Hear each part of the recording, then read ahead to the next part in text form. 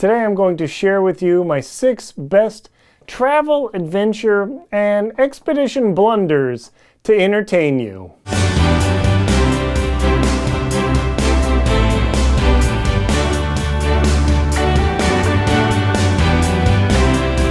I'm going to share my 6 best travel, expedition, and outdoor blunders as listed on this sheet for your entertainment. Hi, my name's Linsdau. I'm a polar explorer and professional adventurer. Just because I'm a professional adventurer, a polar explorer, and have been a lot of places doesn't mean I haven't made mistakes. Of course, that's why I wrote this book, is to help you actually learn from my mistakes. I and Dr. Terry Williams have been through a lot of things, and maybe you've had your own professional experience, or maybe you're just getting started in travel and trekking.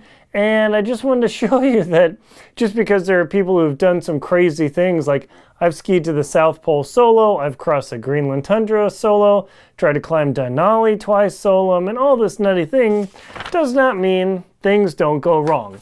Let's get right into it. The best and probably the most embarrassing, I would say, is forgetting my sleeping bag on a backpacking trip.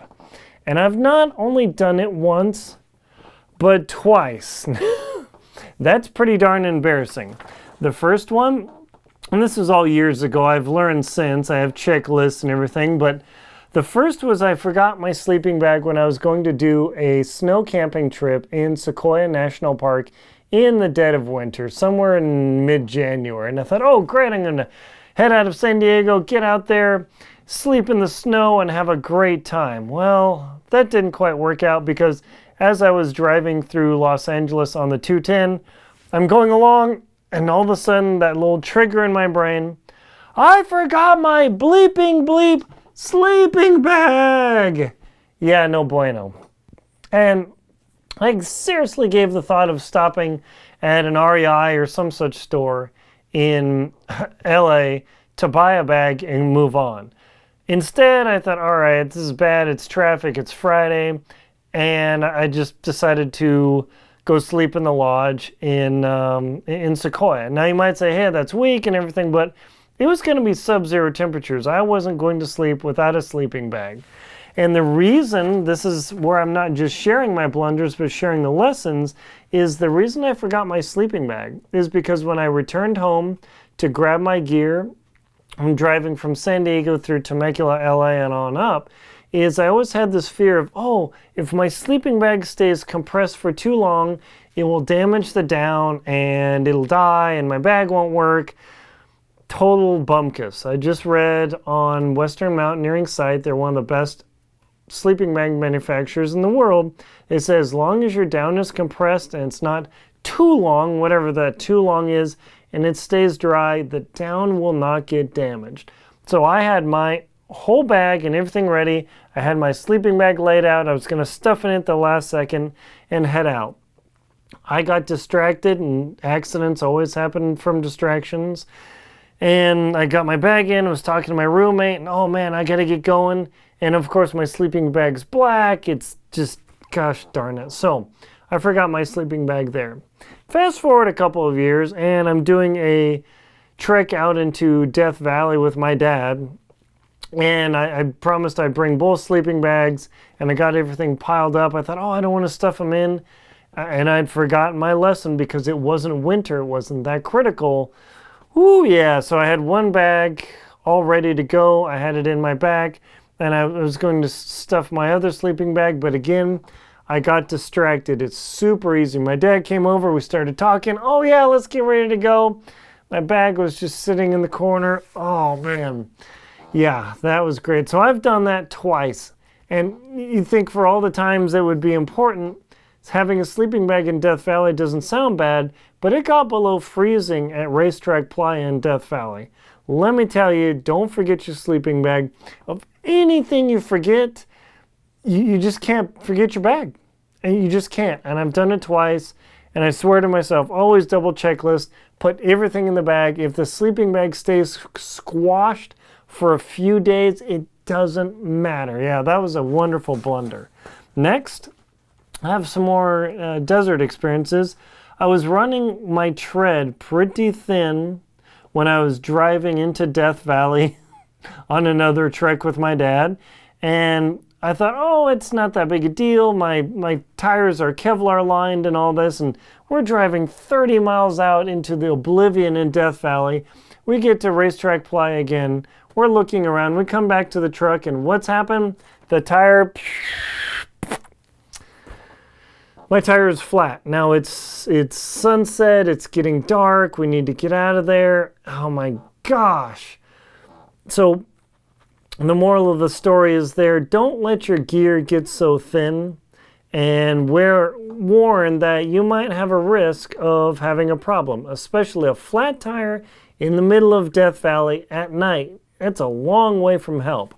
Fast forward a couple years, I was traveling out in the Mojave Desert with a friend, and we met up with a couple guys, and they said, you know, you got to be really careful because the rocks in Mojave are super sharp. They will wreck your tires.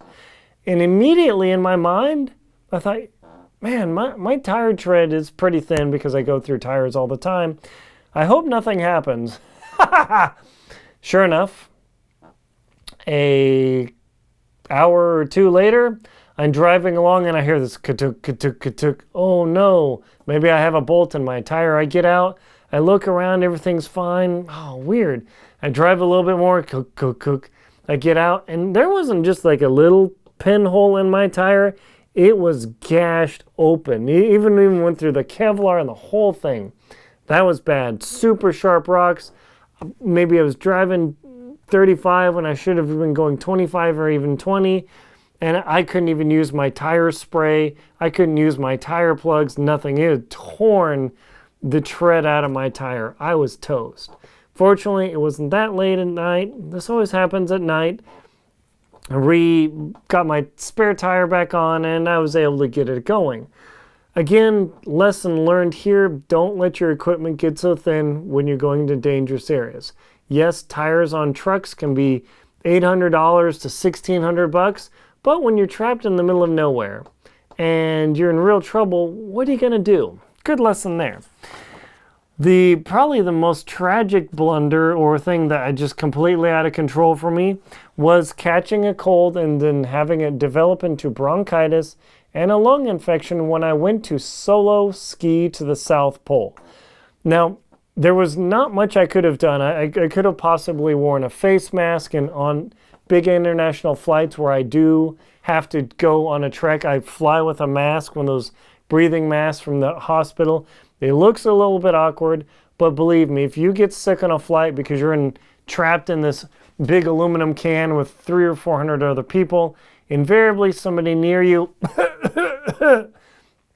So no matter how much you wash your hands, just, gosh darn, try and do everything you can to stay healthy and don't get sick. If that means using a breathing mask, washing your hands completely, constantly, hand sanitizer every hour, whatever it takes.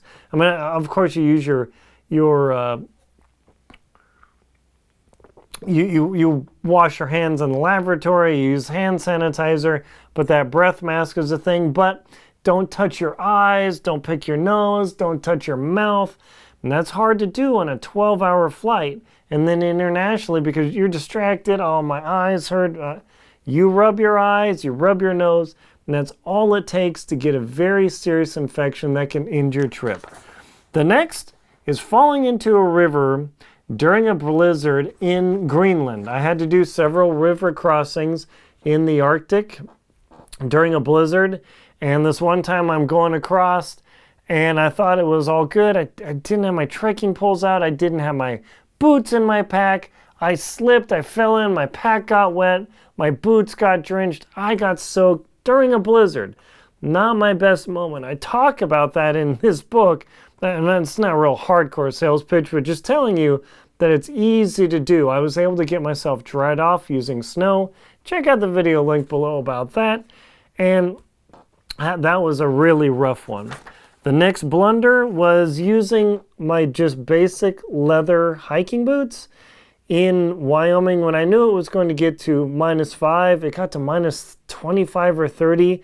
I got frost nip on my toes. They tingled and burned for a good month. No permanent long-term damage, but I did not have insulated climbing or hiking boots.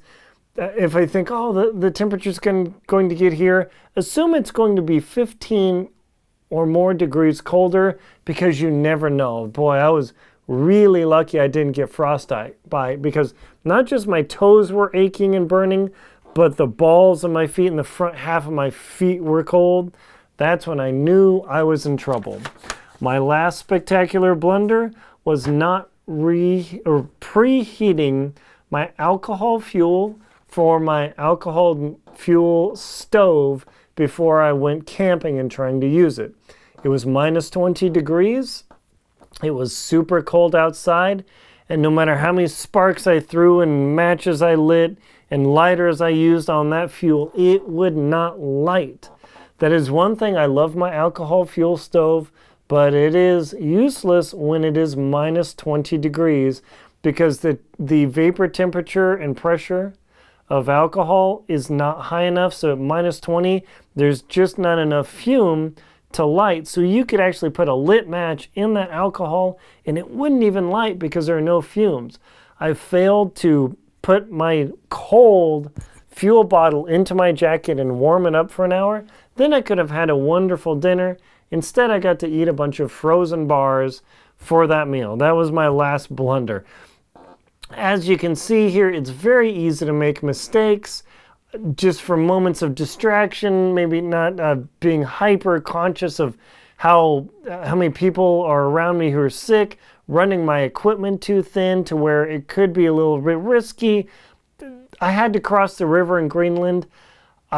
The biggest mistake there was not putting my boots in my pack, using boots that weren't warm enough when I know it was going to get extremely cold, and then not maintaining fuel temperatures high enough so the chemistry works. It's easy to make mistakes. I've shared these experiences in this book. If you want to learn about what not to do and how to stay alive when you're doing it trekking, definitely an excellent book. My name is Linsdau. I'm a polar explorer and professional traveler. Please like and comment on this video and subscribe to my channel to support it. Thank you very much for watching.